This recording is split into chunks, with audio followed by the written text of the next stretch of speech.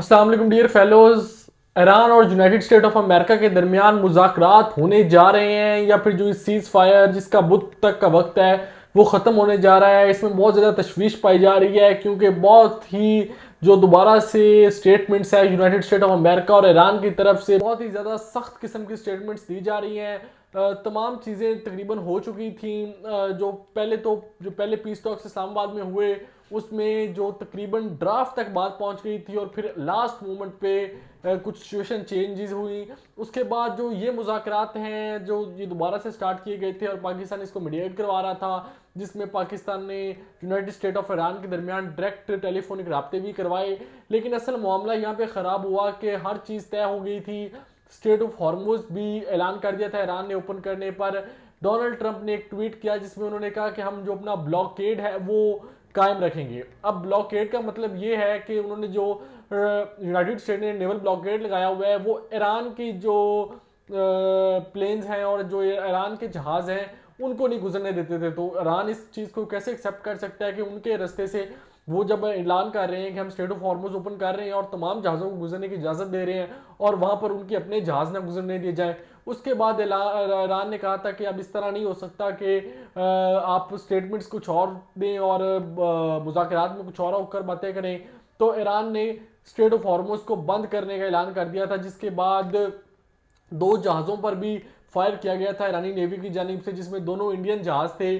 Donald Trump ने आज tweet किया, उनका तो ये भी कहना था कि एक फ्रेंच जहाज भी हुआ और एक यूके का जहाज था उसके ऊपर हुआ, लेकिन वो दोनों जो तेल लेकर जा रहे थे वो इंडिया का तेल था, उधर तेल लेकर जा रहे थे। इस तरह लिए वो इंडियन जहाज भी उन्हें कहा जा रहा है और डोनाल्ड ट्रंप ने आज कहा कि वो एक फ्रांस का था और एक ब्रिटेन का जहाज था। तो ये सारी सिचुएशन डेवलप हुई, जिसके बाद से ईरान की जानिब से भी बड़ी स्टेटमेंट्स दी जा रही हैं कि हम वॉर के लिए प्रिपेयर हैं। डोनाल्ड ट्रंप ने अब से कुछ देर पहले ट्वीट किया है और कहा है कि हमारी टीम कल इस्लामाबाद रवाना हो रही है मुज़ाकरात के लिए और ये आखिरी दफ़ा हम मुज़ाकरात करने जा रहे हैं। अगर यहाँ पर नेगोशिएशंस फेल होती हैं और ईरान हमारी बात नहीं मानता तो इसके बाद फिर हम पावर प्लांट्स पे भी हमले करेंगे, हम ब्रिजेस पे भी हमले करेंगे और हम ईरान को ख़त्म कर देंगे जिस तरह की बातें इससे पहले करते थे। और जो 47 साल पहले ये काम हो जाना चाहिए था, बाकी प्रेसिडेंट्स को करना चाहिए था ईरान के लिए, वो अब मैं कर दूंगा। और उन्होंने कहा मैं ज़्यादा मिस्टर नाइस गाय बनने का मुझे शौक नहीं और मैं नहीं बनना चाहता। अब जो स्टेटमेंट से लग रहा है कि जिस तरह के जो टॉक्स हैं वो मुकम्मल फेल होने वाली हैं, इससे कुछ नहीं मिलेगा क्योंकि जिस तरह की स्टेटमेंट्स आ रही हैं।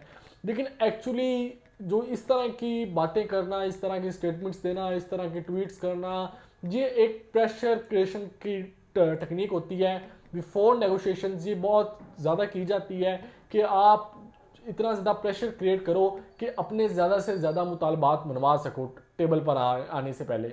यानी कि आप इतना प्रेशर डालो एक दूसरे के ऊपर कि अगला बंदा मजबूर हो जाए वो आपकी बात मानने पे। ये एक ईरान और यूनाइटेड स्टेट ऑफ अमेरिका की जानिब से प्रेशर टैक्टिक यूज़ किया जा रहा है, क्योंकि अब इस वॉर में ना तो ईरान दोबारा आना चाहता है क्योंकि ईरान का भी इंफ्रास्ट्रक्चर का बहुत ज़्यादा लॉस हुआ है, उनकी सिविलियन आबादी का बहुत ज़्यादा लॉस हुआ है, उनका इकोनॉमी का बहुत ज़्यादा लॉस हुआ है, उनकी जो ऑयल वाली मैन्युफैक्चर की प्रोडक्शन है उस पर बहुत ज़्यादा नुकसान हुआ है। फिर ब्लॉकेड की वजह से उनकी जो रेवेन्यू जनरेट हो रहा था वो भी कम हुआ है। तो ईरान भी नहीं अब इस वॉर में दोबारा आना नहीं चाहता, लेकिन वो ये ज़रूर चाहते हैं कि अब हमें गारंटी दी जाए कि ये जो जारियत है मुकम्मल ख़त्म की जाए और हमारी शर्तों पर ये जंग बंद की जाए।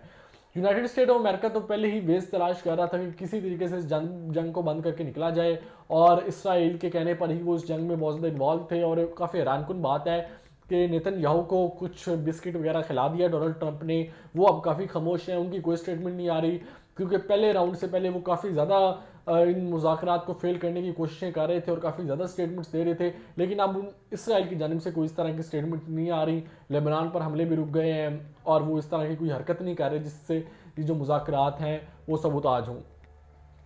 यूनाइटेड स्टेट ऑफ अमेरिका की हम बात कर रहे थे, वो तो बिल्कुल इस वक्त एग्जॉस्ट पोजीशन में है, वो यहाँ से निकलना चाहते हैं क्योंकि इस जंग में उनको ऑलरेडी बहुत ज़्यादा नुकसान हो चुका है। उनकी जो मिज़ल की कैपेसिटी है उसको बहुत ज़्यादा अफेक्ट हुआ है, फिर इकोनॉमी को हुआ है, फिर वो गोल्स भी यहाँ से हासिल नहीं कर सके। तो एक जो अपना नैरेटिव है वो तो बिल्कुल डोनाल्ड ट्रंप बना रहे हैं, मुसलसल बना रहे हैं, वो क्या बार बार अपनी फतह का भी ऐलान कर रहे हैं और ये तो ऐसे ही होना है। जब ये पीस डील तय होनी है तो दोनों साइड्स ने जाकर अपनी अपनी आवाम की तरफ अपनी जीत का ऐलान करना है कि हम जीत गए, हम जीत गए, हम जीत गए। और डोनाल्ड ट्रंप भी यही कर रहे हैं कि हम जीत गए, हम जीत गए, और बस वो ये स्लोगन लगा कर के हम जीत गए, हम जीत गए, ये कहकर ये जंग ख़त्म करना चाहते हैं। अब पाकिस्तान ने इसमें मीडिएशन का किरदार अदा किया हुआ है। इस्लामाबाद और रावलपिंडी में जो सिक्योरिटी है वो काफ़ी हाईलाइट कर दी गई है, एजुकेशन इंस्टीट्यूशंस क्लोज कर दिए गए हैं, उसके अलावा पब्लिक ट्रांसपोर्ट का पे पाबंदी लगा दी गई है आने जाने में, और काफ़ी ज़्यादा सिक्योरिटी की जा रही है ऑल ओवर दोनों सिटीज़ में, जो ट्विन सिटीज़ हैं। और इसके साथ साथ अब तो डोनाल्ड ट्रंप ने भी कह दिया है कि हमारी जो टीम है वो कल जा रही है, तो मुज़ाकरात तो मंडे ट्यूसडे को होने वाले हैं इस्लामाबाद के अंदर। ईरानियन डेलीगेशन भी ऑब्वियस आ रहा होगा। उम्मीद यही की जाती है कि जो इन नेगोशिएशंस का आउटपुट है वो हमें मिल सके और ये जो पीस टॉक्स हैं ये कामयाब हो सके। आज ख्वाजा आसिफ का एक बयान था, वो कह रहे थे कि लास्ट टाइम बात ड्राफ्ट तक पहुंच गई थी, तो अगर वाकई ड्राफ्ट तक बात पहुंच गई थी तो हम उम्मीद करते हैं इस दफ़ा ये मुआहदा साइन हो जाएगा, जिसका ग्लोबल इकॉनमी पे भी बड़ा इम्पैक्ट डलेगा। जो ग्लोबल इकॉनमी के इंडिकेटर्स बता रहे हैं जिसको इसकी जंग की वजह से बड़ा ज़्यादा नुकसान हुआ है, तो वो सारी चीज़ें अपनी जो ओरिजिनलिटी की तरफ आएंगी और वापस जो एक रीबिल्डिंग का प्रोसेस शुरू होगा, ईरान में भी रिकन्स्ट्रक्शन का प्रोसेस शुरू होगा और ये सारे मामला इस तरह चलेंगे।